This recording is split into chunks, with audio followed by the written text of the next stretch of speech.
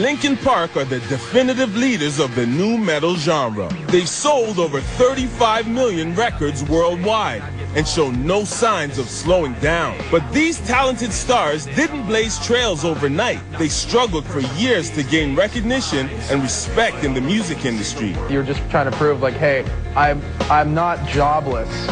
I've got a job. It's like writing music. But I just don't make money at it. I don't make money at it, but I mean, I do this every day, you know? In 1999, the band formerly known as Zero had a charismatic new frontman and a fresh outlook on their careers. To herald the changes, the group renamed themselves Hybrid Theory. Hybrid Theory is definitely a lot more than just a combination of sounds. You know, we like to bring in not only the different combinations of the sounds, but we also have a heavy aspect, a softer aspect. We have a more aggressive side and a more sensitive side, even lyrically too. So there's a lot of different ideals that go into our music. Hybrid Theory wasted no time recording a self-titled 6-song EP, which they marketed independently through the internet and a newly formed street team. In the beginning stages of the band, we were doing it on our own. I think that our 6 guys are pretty tech savvy, and in the beginning we were doing that. We started our street team on our own and packed those things up and stored all the names in our own database and contacted all those people via email. A combination of musical merit and clever self-promotion put Hybrid Theory back in the game. In no time, they built up a healthy fan base and felt confident enough to pitch their wares to labels for a second time. But although the music garnered enough interest to win some showcase opportunities,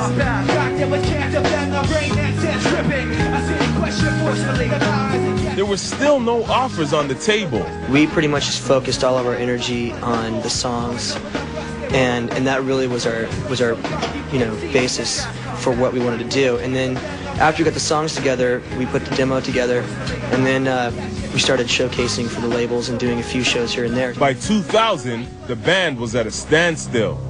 They had repeatedly solicited record labels to no avail. To make matters worse, the group discovered their name was copyrighted, and they were forced to give it up. Ever the optimists, the guys saw the incident as a sea of change and were reborn as Linkin Park. So we all just wrote a bunch of different names down on our separate lists, and I chose Linkin Park because it was a park that right by where I lived, and it just sounded good, had a good vibe. In a fateful turn of events, old friend and staunch supporter Jeff Blue paid a visit to the band. Blue had recently joined the Warner Brothers team, and he'd convinced the label to take a chance on Linkin Park. They were finally getting their break. Ready to start a rock and roll revolution, the guys seized the opportunity and never looked back. In October 2000, Linkin Park proudly presented their label debut, Hybrid Theory, to the world. And the world responded. Within 5 weeks of the album's release, it sold over 500,000 copies. Gold records, sold-out tours, and massive airplay took Linkin Park from starving artists to megastars in the blink of an eye. When we started and Mike and Brad were originally working on music on a 4-track, I think the point of everything was just to enjoy ourselves and do something that we love, which is write and play music. The album spawned smash hits like Crawling and In the End.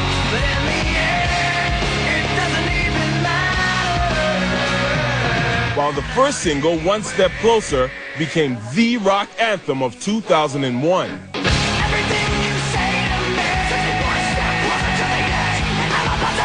We have something that we can listen to, and we are perfectionists.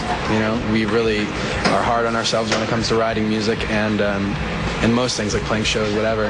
And I think that this is something that we can listen to from beginning to end and be happy with. The band's biggest supporters connected with Bennington's honest and forthright lyrics, inspired in part by his struggles with an abusive childhood and a drug addiction in his teens.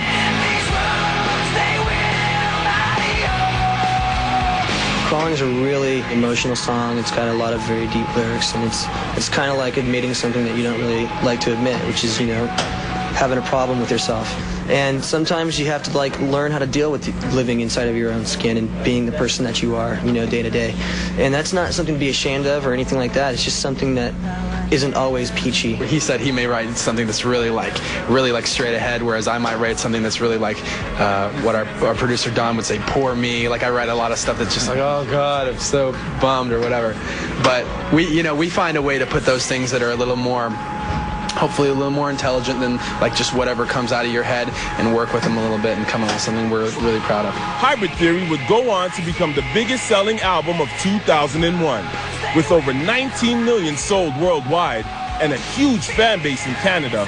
Linkin Park were the new kings of the music industry. Obviously, we're just normal guys who make music, and we do what we do, and we work hard at it, and hopefully in that people, who want to do something can see that and say, if I work hard, I want to get where I want to be, and that's an inspiration. That's actually a song by Nas. Our goal as a band is to make music, and our goal has always been to make the best music that we possibly can. In 2002, the band released Reanimation, a well-received compilation of remixes by some of the biggest names in the biz. But for all their success, Linkin Park couldn't escape the old public pastime of building up a hero just to knock them down again. Linkin Park came under fire from critics who claimed their music was manufactured angst.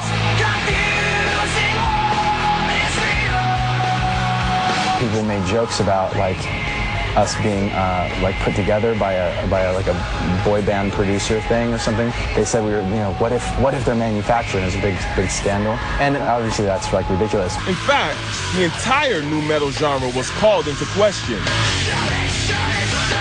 criticized for being a part of the same star-making machinery that created prefab pop stars.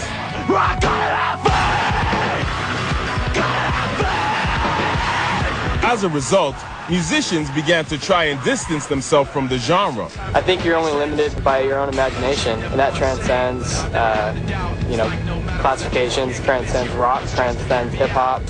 There's people all over the place that are doing all kinds of great things right now, and so we just like trying to take that to the next level. In 2003, Linkin Park fought back with a well-crafted sophomore release called Meteora. The band poured their hearts and souls into every last detail of the album. Working on Meteora, it took us 18 months to do it, just because it took us that long for us to be happy with it. And then when you're finished with it, you do hope other people are going to like it and enjoy it and be into it, but you can't control that. You can only please yourself first. The group wanted to shift the focus away from sales and instead aim for a personal best.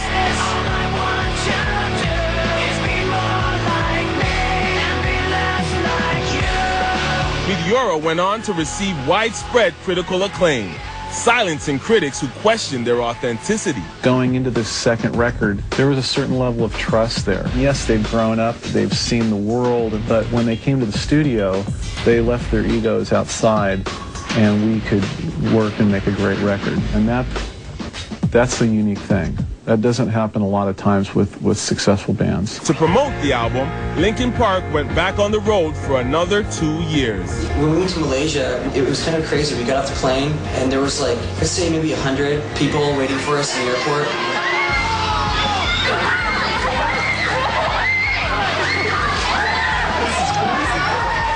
We just arrived in Malaysia, and there's a few people here to greet us everywhere. It was a little frightening.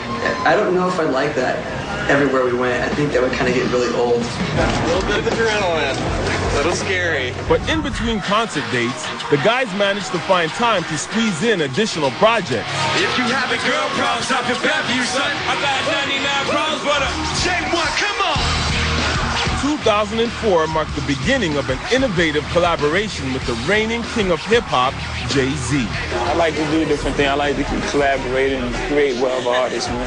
You just bring what you do to the table, I bring what I do to the table, uncompromised, and just whatever happens, happens. I love that. Just happen to be a pimp with a tragedy. She wants us to end up. Friend, she gave me one more chance to forget you. Hold on, I might have to bring out the young Jay-Z. Come on, let's go.